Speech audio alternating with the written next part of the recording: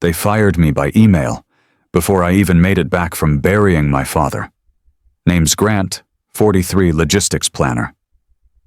The funeral scent still lingered on my suit when I found the pocket watch ticking. Quiet, like the way they erased me. Ever been deleted politely? 5 days.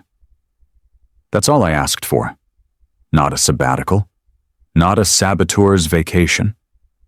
Just 5 calendar days to bury my father and sort through the kind of details you only get wrong once in a lifetime.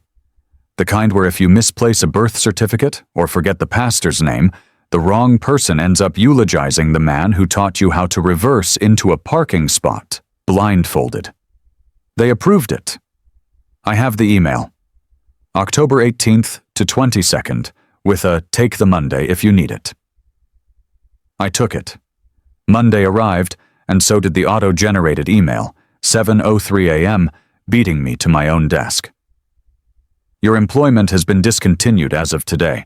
Please return any company property to HR. It didn't even use my name. The office building on Folsom Boulevard looked the same. Gray concrete, narrow slits of tinted glass, still damp with dew. I pulled into my usual spot. My badge didn't work. For a full minute, I sat in the car, the pine scent of leftover funeral wreaths curling into the air through a cracked window. I watched as mourning people filtered into the building with paper cups and untucked shirts. One of them nodded in my direction, half smile, half yawn, then vanished into the lobby. The pocket watch ticked in my coat. My father's, brass, a little dented near the stem. I'd wound it this morning out of habit. Each second felt like a bell toll. He used to say, "The cruelest moments in life aren't loud. They arrive quietly, in sans serif font." Back then, I thought he was joking. Or at least being poetic for a blue-collar man who believed in handwritten thank you notes and well-shined shoes. This wasn't loud. It was Helvetica Neue. I walked inside anyway, bypassed security by waiting for a delivery guy with too many boxes. The hallway still smelled like cinnamon from the vending machine. Tanya Singh looked up from her cubicle in HR. She stood before I reached her desk. Mid-30s, hair pulled back too tight, heels that clicked with every step. She had that "this wasn't my decision" look that HR people have perfected. "Grant," she said, her voice doing that quiver then level thing. "Can you come in?" I followed her into a small meeting room, same one we used to onboard new hires. I'd sat here with Derek back in 2015 when we still talked about supply chain logistics like it was a chess match. There was no coffee today, just papers. She slid them across the table. Termination acknowledgement, NDA, 2 weeks severance. The paperclip was crooked. The signature line was blank. I didn't ask why. I asked who. "Was this Derek's decision?" I said, eyes on the printout, not her. Tanya looked down, then toward the window. "This came from the top," she said. "The top," I repeated. "Funny how that's always faceless." My hand found the brass watch again. I felt its warmth against my fingers. My father's warmth, not quite gone. I thought about how he used to repair microwaves with duct tape and impossible faith. How he left his coat hanging on the garage hook every winter like he'd return for it someday. I folded the NDA. No rush. Just a slow crease through the middle, then again, until it fit perfectly inside the return envelope. "I'll keep my dignity," I said. "You can keep the box." Tanya didn't move. Her lips parted like she wanted to say something. Sorry, maybe, or this isn't fair. But she didn't. The hallway back felt longer than before. On the way out, I passed the break room where someone had left a slice of sheet cake unattended. Half-eaten, green icing reading "Good luck, Vince." I didn't know a Vince. When I reached my car, the sun had just crested above the parking structure, catching the edges of my windshield with tired gold. I slid in, turned off the radio before it finished saying the weather, and closed my eyes. Then, the buzz. A voicemail. Not from Tanya, not from Derek. No, this number had an Arizona area code. I hadn't seen it since a transportation conference in Phoenix 3 years ago. The contact name had been deleted, but I still remembered the voice. Low, deliberate, liked to pause before important words. I didn't press play. Not yet. I just let the watch tick in my pocket, each second a quieter goodbye than the one I got from the place I gave 14 years of my life. And I waited. You don't expect betrayal to look like a deleted username. But mine disappeared overnight, like a chalk signature on wet pavement. I sat alone in my apartment that evening, the kind of quiet that no playlist could fix. The living room was still half-boxed, a move I'd postponed sometime between my father's second hospital stay and the third client presentation I had to deliver in Derek's place. I hadn't planned on staying in Sacramento this long. Then again, I hadn't planned on grief leaving me so physically still, like an old machine powered off mid-cycle. The glow from my laptop felt colder than usual. My login credentials were gone, but Ethan had quietly kept me in a shared folder or two. The files hadn't vanished. The names had. Risk matrix simulations, logistics flowcharts, predictive route modeling for refrigerated transport during wildfire months. I knew them like muscle memory, each one built with hours of coffee-fueled pacing, late-night equations on whiteboards, and my father's old advice, measure twice, then measure again. But the authorship fields had been rewritten, metadata stripped, attribution rerouted. Even the color coding was intact. My own system. Green for static lanes, blue for time-volatile routes, orange for rerouting dependencies. No one else on the team ever used that scheme. And yet, every document now credited North Core Routing Strategy Committee, Division B, which meant Derek.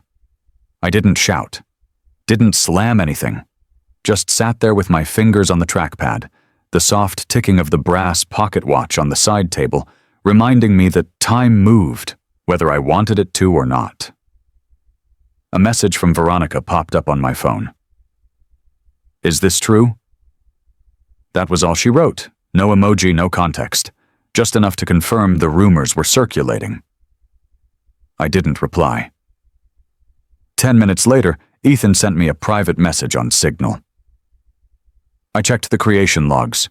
You authored the Q4 route optimization model. Original timestamp still shows your machine ID. They reassigned the metadata on Friday. Then another.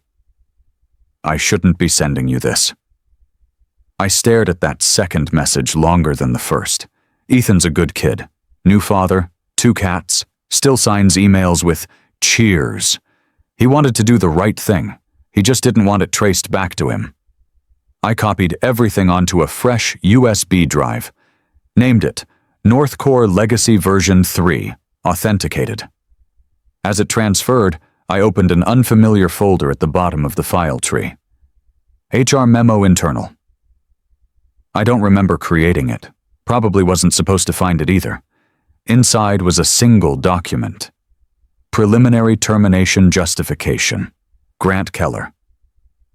Dated October 10th, 5 days before my father died. 8 days before I requested bereavement leave. 12 days before the official meeting invite that said, "We're here if you need anything." I laughed, but it didn't sound right. It felt like when a vending machine steals your last dollar, and all you can do is stare. My hands moved on their own. I opened a blank email, subject line, "Just in case I forget who I was here." I attached the termination memo and the Q4 flagship document. Sent it to my personal Gmail account, then backed that up into another encrypted folder stored offline. I didn't have a plan yet, but I had my proof, and my father's old instinct. Never leave without your own tools. I closed the laptop and sat back. Outside, the streetlights flickered against the windshield of my aging Honda. Inside, the silence felt deliberate. Then the phone rang. Not a notification, not a text. A real, old-fashioned call. The screen said, Jonah Kim. I hadn't spoken to Jonah since the Phoenix conference, back when he still ran the West Coast operations team and I still believed in middle management. I answered on the third ring. Grant? His voice was lower than I remembered, but steady. I heard what happened. There was a pause, the kind that opens a door but doesn't tell you what's behind it. Let's talk, he said. And just like that, something uncoiled inside me. Not hope, not yet, but a hinge. The desk I once sat at now holds a paper tray labeled Temporary Overflow. I guess I finally overflowed. Jonah had picked the diner himself. A small Korean place on J Street, tucked between a nail salon and a locksmith. Laminated menus, old ceiling tiles, and a waitstaff who didn't hover. The kind of place where you didn't have to speak if you didn't want to. But if you did, no one interrupted. He greeted me with a handshake that still had some warmth in it. You look tired, he said, sliding into the booth across from me. Grief wears you like a second coat, I replied, folding the menu shut without reading it. We ordered hot stone bibimbap for him. Soft tofu stew for me. The kind that comes still bubbling, with steam that curls like memory. I've been following what's happening at North Core, Jonah said, once the waitress walked off. You weren't the first to get pushed out, but you were the loudest without making a sound. I let that sit. He tapped the table twice with his index finger. Habit, maybe. Let me cut to it. I'm building something better. Pacific Aero's expanding. We need someone who knows how to build frameworks from the inside out. You've done that. And been erased for it, I said. He nodded. Exactly. The table shook slightly as the food arrived. The miso dressing was tangy and over-chilled, just like I remembered it. I stirred the stew with a spoon and tried to place the smell. Anchovy broth and crushed garlic, familiar in a way I didn't expect. This isn't revenge, Jonah said. It's recovery. I looked up. His eyes didn't waver. He'd been in the same corporate fire once, had the same scorch marks, just better hidden beneath his new title, Vice President of Planning. Strategic Planning Director, he said. You'd have freedom, team of your choice, budget that respects time, and no Derek. We back what you build. I didn't answer right away. The tofu scalded the roof of my mouth as I chewed. Outside the window, a man was power washing the sidewalk, methodical and slow. The water erased footprints that had probably been there since morning. My phone buzzed. Veronica, I picked up. Hey. Her voice was clipped. Derek's locking all internal access. HR's scrambling. They're not even pretending it's procedural anymore. Thanks, I said. Grant. She hesitated. Just don't wait too long to decide who you want to be next. Call ended. I didn't look up right away. When I did, Jonah was already sliding a manila folder across the table. Inside, a draft contract, offer letter, waiver of any non-compete clause, and a page with bold black type that read, "We don't just value experience, we need it." I didn't smile, but something in my chest felt less tight. I know what it cost you to stay quiet, Jonah said, and I know what it would cost you to keep doing it. I'm not looking to blow anything up, I said. Good, he replied. We're not asking you to. We're asking you to build again, with your name on it this time. We didn't talk much after that. Just ate. Let the warmth of the soup fill the silence. On the table, a small dish of pickled radish sat untouched. Bright yellow, slick with vinegar. I used to hate that flavor. My dad had loved it. Said it woke up your mouth. Sharp things are necessary sometimes, he used to say. My phone buzzed again. Text from Tanya. You didn't hear it from me. But they're opening a case. Your leave was never supposed to be flagged. I read it twice, then looked down at the folder in front of me. For the first time in weeks, the choice didn't feel like a reaction. It felt like a decision. The systems I built ran like trains, on time, complex, quiet. Turns out no one ever learned to drive them. It had been 6 days since the email. 6 days since my badge blinked red. Since Tanya's voice cracked just enough for me to know it wasn't personal. Just policy. Outside my apartment, Sacramento had wrapped itself in cold rain and stillness. The kind of weather that makes you grateful for a second pair of socks and a reason not to go outside. I hadn't left the apartment in 30 hours, not since I found the brass pocket watch ticking louder than usual beside my laptop. It didn't keep perfect time, but it marked something more useful. My patience. 2 screens glowed in the dark. Left one, files, old diagrams, archived models, folders titled in shorthand only I understood. Right one, a muted news stream cycling headlines and stock tickers I no longer cared about. Then my phone vibrated. Tanya. 2 screenshots, no caption. I zoomed in. An internal Slack thread. Derek, all caps fury. Who approved the new distribution layout? The map is wrong. Who's responsible? Where is the final Q4 matrix? Why isn't this in the dashboard? Underneath, panicked responses. Someone asking what a color-coded redundancy cluster meant. Someone else asking if V3 protocol was a document or a nickname. They weren't just confused. They were unraveling. 10 minutes later, my phone rang again. Veronica. Grant, it's bad, she said without a greeting. Her voice was thinner than usual, like someone talking under blankets. They want me to replicate the logistics model by Friday. You mean the one I built over 3 fiscal years? I asked. They said it should be easy to reconstruct with the right attitude. She almost laughed. Almost. What do you need? I asked, already opening an old folder labeled redline_V2. Truthfully, she whispered, I think what I really need is for someone to say this wasn't my fault. The call ended with silence. Not a click. Not a goodbye. Then came the next one. Jonah. Still want to keep quiet? He asked. No preamble. What are you offering? Not a hit job, he said. I'm offering a choice. Stay silent and let this become a footnote, or speak up and let it matter. I said nothing. But the voice memo app on my phone blinked at me. New recording? I tapped it. What came out wasn't anger. It wasn't even loud. I just told the truth. I talked about building systems no one was trained to maintain, about meetings where I explained strategy to walls while others took credit, about the funeral program still folded in my jacket and how silence had become a full-time job. I didn't name names, didn't point fingers, just 4 minutes of being real.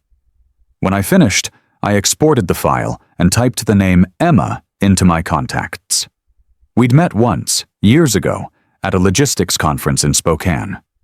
She'd worn red sneakers with a gray suit and asked better questions than the keynote.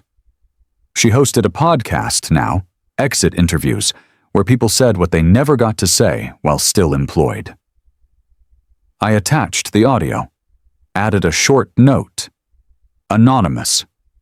Just needed to say it somewhere. I clicked send. By sunset, the episode was up. Title, The Man They Fired After the Funeral.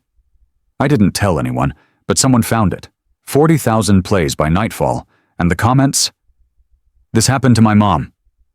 Same here. 2019. Fired after chemo. North Core? The quiet ones are always first to go. He's not bitter. He's honest. There's a difference. Emma's voice opened the podcast. Calm, deliberate, deeply human. Today's episode is anonymous, but it's one of the clearest portraits of quiet erasure I've ever received. 4 minutes. No music, no names, just listen. And they did. That night, I sat by the window with the rain tracing long lines down the glass. The brass pocket watch ticked in my palm. My father's voice echoed in my head. Don't worry about credit. Just build it so they can't break it. Turns out they broke themselves trying. My phone buzzed one more time. Veronica. Derek's name is trending. Tanya says someone higher up just scheduled a board meeting. I looked back at the screen. 44,000 plays, and climbing. I closed my eyes, not in peace, but in motion. Some truths, once spoken, don't go quiet again. I never liked that room. Room 7C had the personality of a training video. Sterile, beige, and furnished like they'd ordered it in bulk. Every chair matched too perfectly.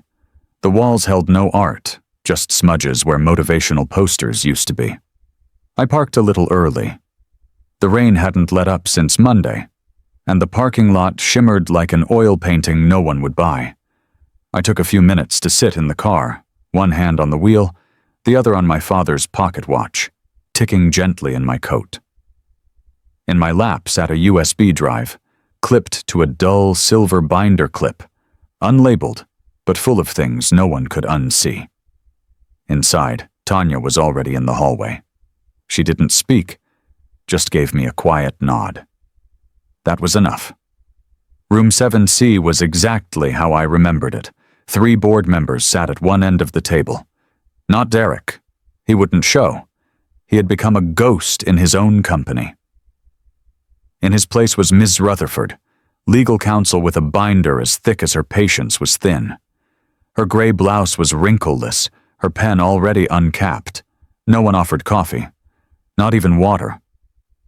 Mr. Keller, one of the board members began, smoothing a folder in front of him. Thank you for agreeing to meet. We know this has been an unfortunate situation.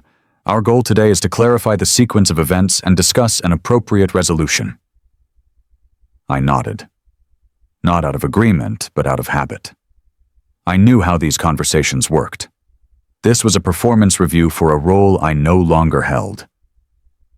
Another board member leaned forward. We'd like to acknowledge your 12 years of service to North Core. Your contributions to our logistics platform have not gone unnoticed. They had. That was the problem. We are prepared, Ms. Rutherford said, to offer a 6-month severance package, retroactive approval of your bereavement leave, and a mutual non-disclosure agreement regarding your termination and any related documents. She pushed the folder across the table. I didn't open it. Instead, I reached into my coat and placed the USB drive on the table. These, I said evenly, are the original models I authored, complete with metadata, time-stamped, backed up, and saved to my personal archive before I was locked out of the system. Ms. Rutherford blinked. One of your analysts, Max Delaney, sent me a confirmation this morning. No edits since Q3. Just one change. The author field no longer says Grant Keller. Silence. One board member sighed. The woman beside him checked her phone. The third looked towards the window, though all he could see was rain smeared across frosted glass. I'm not here to threaten you, I said. Or negotiate. I'm here because someone made a choice to erase my name from my own work. Someone made a choice to fire me 5 days after I buried my father through an email. They shifted in their chairs. The walls didn't echo, but the silence pressed in just the same. I'm not asking for a job, I added.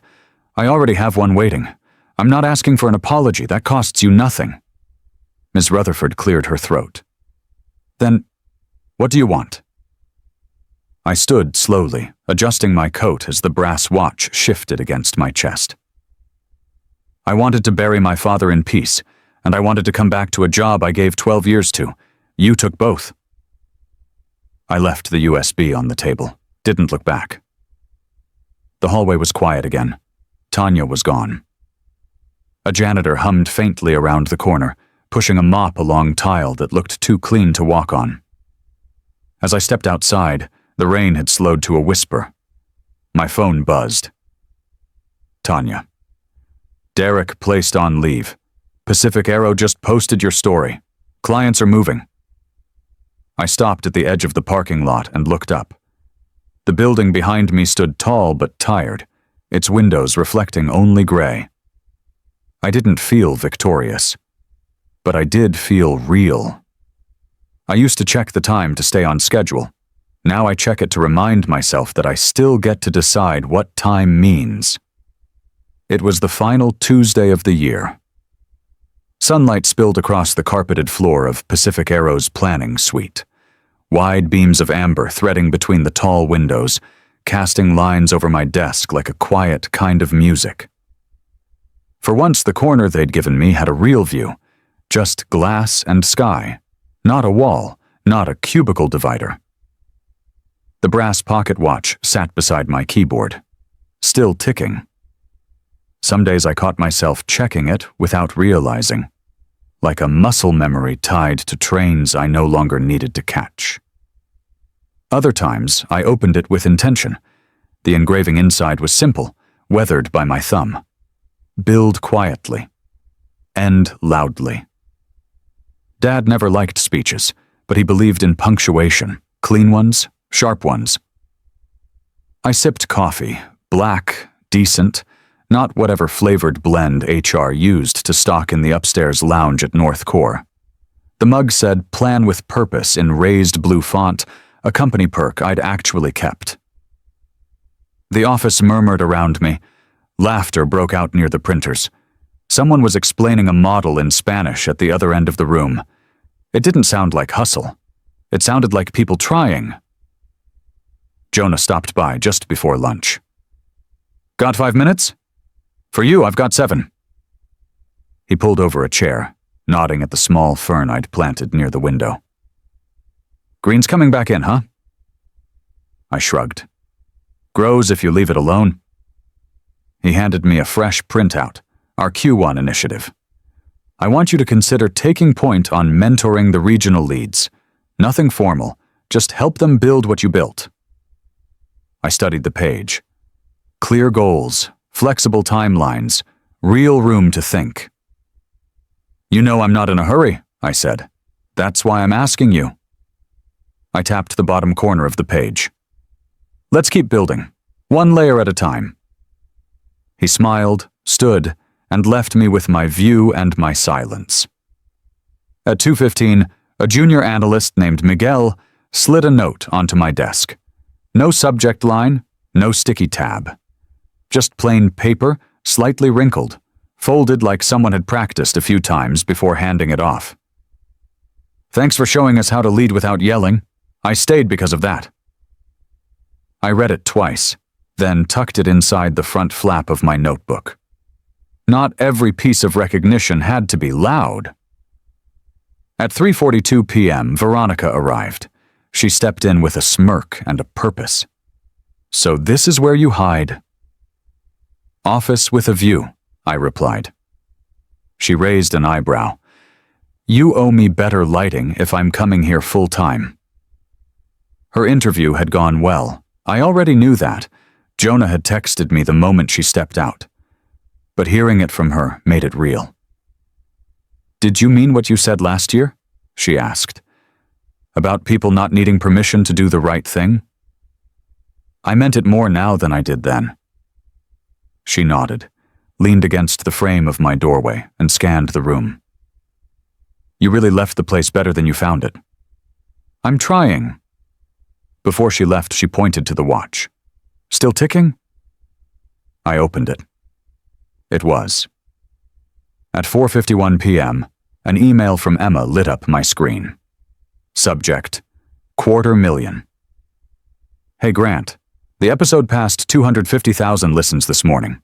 You've officially become the voice for a lot of people who didn't have one. Hope you're well. E." I didn't reply right away. I stared at the message for a while, letting it sink in. I hadn't spoken names, I hadn't thrown punches, but I had said enough. I logged off at 5:17 p.m. No guilt, no last checks, just gravity, lifting. The drive home took me along the back roads, the kind Dad used to favor on fishing trips. The same river curved between old trees and a few new condos. I pulled over at a spot where the bank widened, where the sound of the water softened into something that almost hummed. I stepped out, coat still unbuttoned, scarf hanging loose. The wind carried pine and cold and something like memory. I sat on the hood of my car, opened the watch again, and listened. Still ticking. No one had silenced it. No one ever would. The sun had nearly dipped behind the hills when I finally stood. The watch went back into my pocket, just above my heartbeat. As I drove off, a quiet thought came to me. So clear it felt like Dad had whispered it from the passenger seat. Sometimes you don't win by being louder. Sometimes you win by refusing to disappear. Sometimes the quietest victories don't make headlines. They settle into your chest, soft and steady, like the tick of a watch passed down with love. That little sound reminded me I hadn't disappeared. I'd simply reappeared on my own terms. We don't always get to choose what breaks us, but we do get to choose what we rebuild from. If you've ever been silenced, overlooked, or asked to shrink for someone else's comfort, know this. Your worth isn't measured by who notices, but by what you carry forward. Dignity doesn't always roar. It endures. If this story echoed something in your own life, I'd be honored to hear it. Feel free to share a memory, or even just a feeling, in the comments below.